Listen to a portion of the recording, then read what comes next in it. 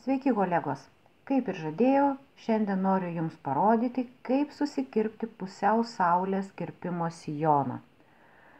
Kaip jį susikonstruoti, kaip pasidaryti lekalus, aš aprašyme įdėsiu nuorodą į prieš tai buvusį filmuką, kuriame rodžiau, kaip yra padaromi tokie lekalai, kaip jie sukonstruojami, kaip juos reikia iškirpti ir ten dar daug visokios naudingos informacijos.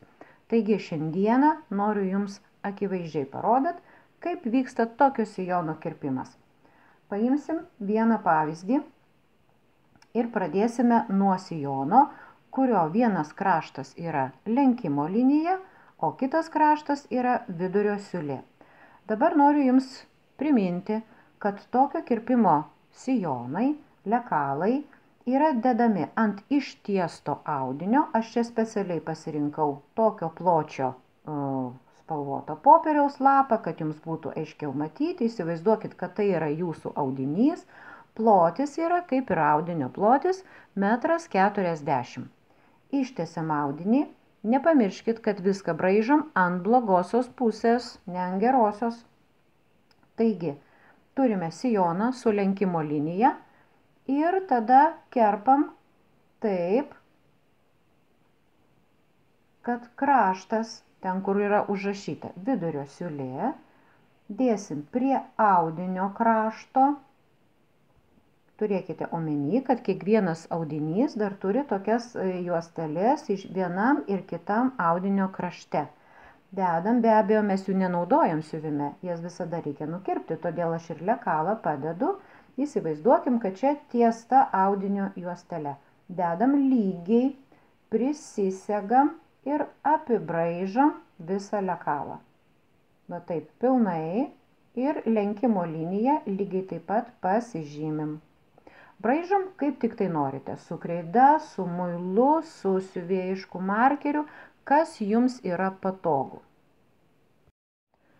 Apsibrėžus vieną pusę, dedame lekalą taip, kad lenkimo linija va taip pat sutaptų ir verčiu jį į kitą pusę.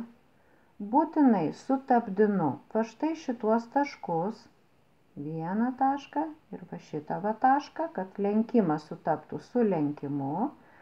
Ir tada vėl apsibraižau likusią lekalo dalį. Va taip, aplinkui. Kai apsibraižėte lekalą pilnai, štai ir turite visą savo sijono kirpinį. Šita linija nuo vieno krašto iki kito krašto bus jūsų visa liemens apimtis. Prie jos jūs prisiuvinėsite juosmenį. Be abejo, pirmą sujungsit va šitas va vidurio siūlės kraštus. Čia yra jūsų sijono apačia. Nusibraižius tokį sijono lekalą, galima labai lengvai pasiskaičiuoti, kiek jums reikės audinio. Ant stalo maždaug pasidarote va tokį savo brėžinį. Tada jūs žinosite, kokio pločio jums reikės audinio, nes čia yra 1,40 m ir tarkim 70 cm sijonas dar nedaeina iki krašto. Vadinasi, jūs pilnai telpate į visą audinio plotį. Lygiai taip pat pamatavus nuo vieno lekalo krašto iki kito, jūs žinosit, kiek jums reikės audinio. Be abejo, kai perkate audinį, būtinai prie to, ką jūs čia išsimatavot, prisidėkite dar kokį 10 cm mažą, gal kreivai nusikirps audinys parduotuvėje, gal šiek tiek susitrauks jisai dekatiruojant garais ar visa kita. Juosmuo išsikirpinės vat štai iš šitos dalies. Galima iš šito krašto, galima iš šito krašto, kaip ir žinote, juosmenį galima kirpti arba skersai, arba išilgai, be abejo. Jūs jau ten pasiskaičiuosit, kiek jums reikia to juosmens. Tai yra vat vienas išdėstymas, kai lekalas yra su lenkimo linija. Parodysiu kitą variantą. Kitas variantas, kai lekalas yra padarytas su šoninėm siūlėm. Dedant ant audinio, vėlgi reikėtų audinį išsitiesti pilnai, dedam ant blogosios pusės. ir galima dėti keliais būdais. Vieną detalę dedame prie audinio kraštų, kadangi tai yra 2 detalės, kitą detalę taupumo sumetimais galime padėti štai taip. Be abejo, audinio susinaudoja labai nedaug, bet va čia ir yra toksai pastebėjimas, būkite labai atidūs. Taip galima dėti tik tai ant audinio, kuris neturi atspalvio, kuris neturi rašto, kuris neturi jokio pūko, kuris tikrai nelanguotas, ne koks nors gėlėtas, be jokių paukščiukų, be jokių ten kažkokių balionėlių. Tai ant tokio visiškai lygaus audinio galima va taip padėti lekalus. Dažniausiai toks audinys šitai kategorijai priklauso paprastas džinsas, kažkoks nemargintas, negėlėtas, visiškai vienspalvis linas, vienspalvė medvilnė. Tada galite va taip sudėti lekalus.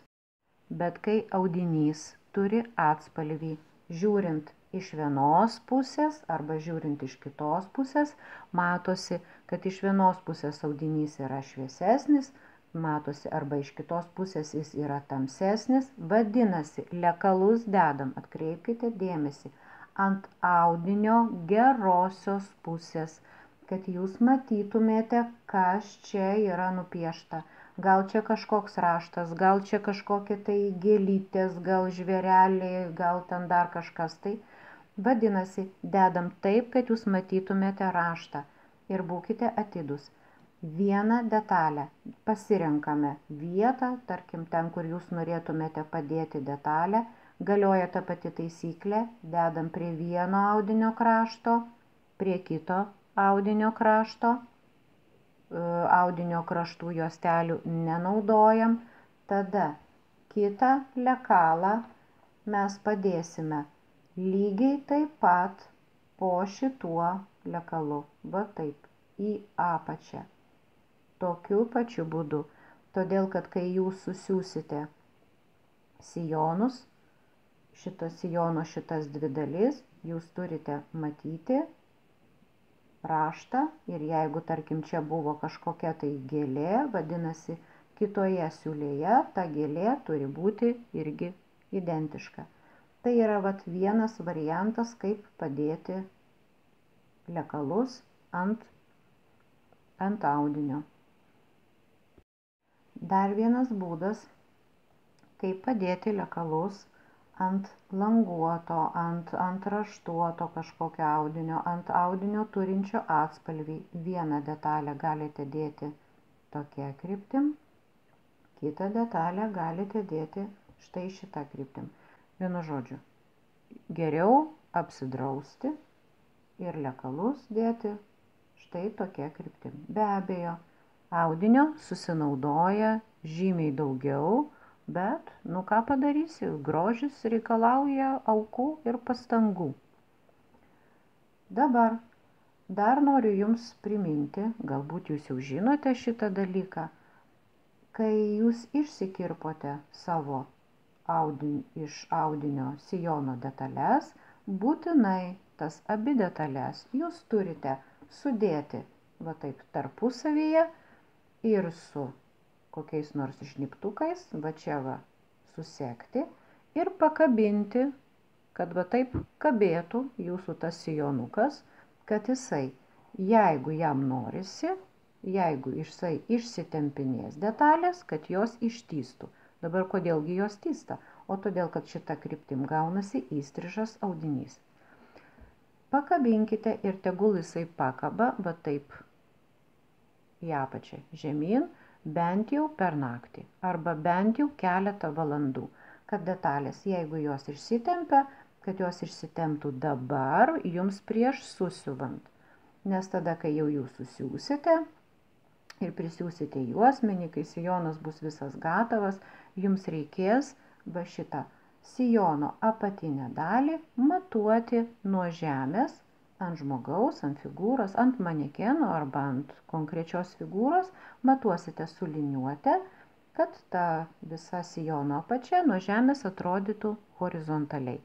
Kai kurie audiniai tempiasi labiau, kai kurie mažiau, tarkim ten koks nors džinsas arba standus linas, jis praktiškai beveik ir neišsitempia, neišsikaba, o ploni sukneliniai audiniai, aš jau nekalbu apie šifonus, ten jau jie ištįsta gana tokiais dideliais tokiais kampais. Vadinasi, ten dar reikės įdėti pastangų ir sulyginti sijono apačią. Tai va, tiek iš manęs informacijos šiandienai. Tikiuosi, kad jums šitas filmukas buvo įdomus ir kad jūs pasiliksite su mano pamokomis ir prenumeruosit mano kanalą, o su jumis buvau aš, Ramunė Savelienė. Tikiuosi, kad komentaruose jūs parašysit, kaip jums sekėsi tą sijoną susikirpti, o gal net ir įdėsite visą sijono fotografiją. Man būtų labai malonu. Iki kitų susitikimų.